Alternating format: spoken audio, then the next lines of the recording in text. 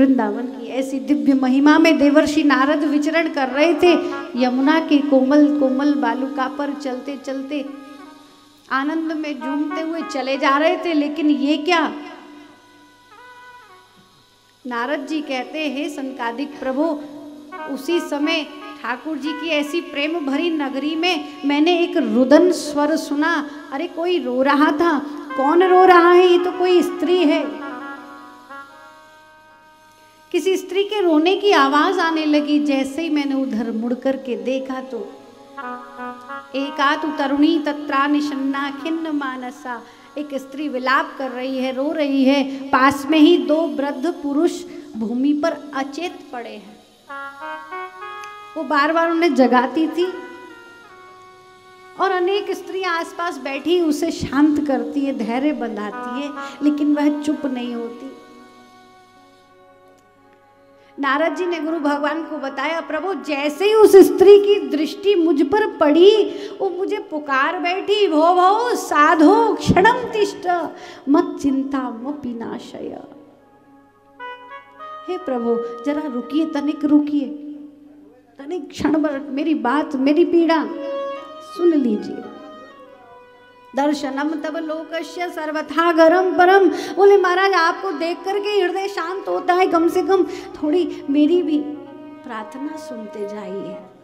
आप तो लोक कल्याणकारी ऐसे दिव्य संत देवर्षि नारद जब पास में आकर के देखा, पूछा देवी आप कौन है? वो कहती है महाराज अहम भक्ति रीति ख्याता, मैं भक्ति हूँ महाराज, मेरा नाम भक्ति। अरे नारद जी ने देखा भक्ति महारानी भगवान के इस ब्रज वृंदावन धाम में जहाँ भक्ति का वास है, साक्षात सशरीर देहधारी ऐसी भक्ति। और बोले कृष्ण की नगरी में वृंदावन धाम में तो भक्ति ही है, लेकिन रोते हुए नहीं, हंसते हुए, मुस्कुराते हुए, खिलखिलाते हुए। भक्ति तो यहाँ नर्तन किया करती है, फिर रोती क्यों है? ऐसी स्थिति तो कहा इमऊ में तनयो मतो, महाराज मैं भक्ति, ये स्थिति कैसे हुई? बोले ये देखिए ये दोनों मेरे पुत्र हैं। पास में ही जो वृद्ध जो दो पुरुषों को देखा, बोले ये मेरे पुत्र हैं। नारद जी की दृष्टि पड़ी, ये कौन है? कि ज्ञान वैराग्य नामानो, एक का नाम ज्ञान है, एक का नाम वैराग्य, ये मेरे पुत्र हैं। अरे इन्हें क्या हुआ? कि काल योगेन जर्जरो,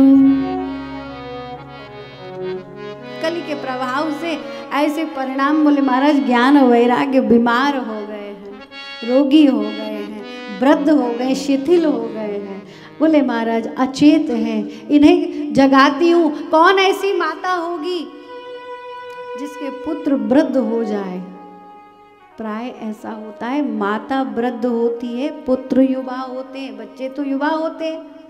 बोले मेरे साथ बड़ा आश्चर्य हुआ। भक्ति महारानी अब अपनी कथा सुनाने लगी। नारद जी से कहती है पन्ना द्रविड़े शाहम वृद्धिम कर्नाटके गता क्वचित क्वचिन महाराष्ट्र गुर्जरे जीर्णताम गता। महाराज बड़े बड़े प्रदेशों में घूमती चली आ रही थी। जैसे ही वृंदावन आई अपने पुत्रों को लेकर, देखा मेरे युवा पुत्र वृद्ध हो गए और मैं वृद्ध होते हुए भी युवती हो गई। ऐसा भला कैसे हो गया?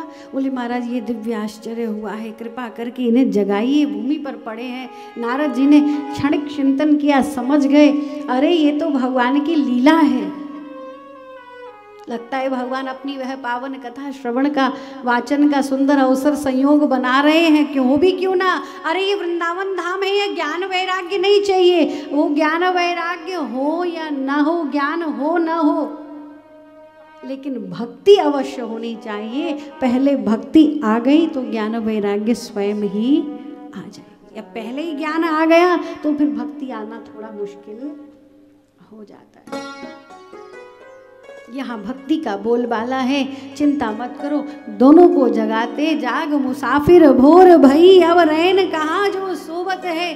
फिर भी कहा अरे ज्ञान जागो रे वैराग्य प्रबुद्धताम। दोनों को जगा रहे, नहीं जागे। बड़े बड़े पाठ सुनाए नारद जी ने। एक बार को थोड़ा हिले डुले, फिर से मूर्छित हो गए। आज ज्ञान वैराग्य को जगाने के लिए नारद जी प्रयास कर रहे हैं। आकाशवाणी हुई, यदि जगाना है तो सत्कर्म करो। अब वो पूछा संतों से, महाराज कौन सा कर्म किया जाए, कैसा सत्कर्म हो। सत्कर्म की खोज में देवर्षि नारद विशाला के तट पर बैठे और सनकादिक भगवान से भेंट हुई। सारा विवरण सुनाया, महाराज मैं यही चाहता हूँ सत्कर्म की पता चल जाए, कौन सा कर्म करना चाहिए। सनकादिक भगवान ने सुना, इतना दिव्य प्रसंग, बड़े ही भावुक होकर के कहे, अरे नारद आपके लिए बार बार धन्य है, आप जैसा भक्त भला कहाँ होगा। श्री कृष्ण दासा नाम अग्रणी योग भास्कर, आप तो भगवान के भक्तों में सबसे आगे इसीलिए हो। यही तो सच्चे संत की निशानी है, यही पहचान है, जो दूसरे को कभी कष्ट में न देख पाए, जो अन्य के दुख से दुखी हो जाए, जो अपने लिए न जीता हो, जो सदैव परोपकार परमार्थ के लिए जीवन जिए, वही तो संत है। आज भक्ति के पुत्रों को जगाने के लिए, उनका कष्ट दूर करने के लिए आप सत्कर्म की खोज पर निकल पड़े हैं और जानना चाहते कौन सा सत्कर्म हो। सनकादिक भगवान कहते, प्रिय नारद हम बताते हैं। झट से सनकादिक भगवान ने दिव्य भगवत कथा की ऐसी महिमा कही है, आपने अनेक पाठ सुना दिए, लेकिन अब आप दिव्य भागवत का पाठ श्रवण कराइए। ये ऐसी दिव्य कथा है, इसके श्रवण से ज्ञान वैराग्य जाग जाएंगे। भागवत की सुंदर महिमा देवर्षि नारद ने सनकादिक भगवान से सुनी। निगम कल्प तरोर गलितम फलम शुकमुखादमृत द्रव संयुतम पिबत भागवतम रसमालयम। ऐसी दिव्य यह कथा है, जो इस कथा का रसपान कर लेवे, मुहुरहु रसिका भुवि भावुका। हर कोई ऐसा वैसा कोई व्यक्ति नहीं, बोले जो योग्य होगा, जिसके जन्म जन्म के पुण्य होंगे, जिसके सुंदर भगवत कृपा फलित होगी, उसी को यह कथा, यह रस पान करने का अवसर मिलता है। हर किसी के बस की बात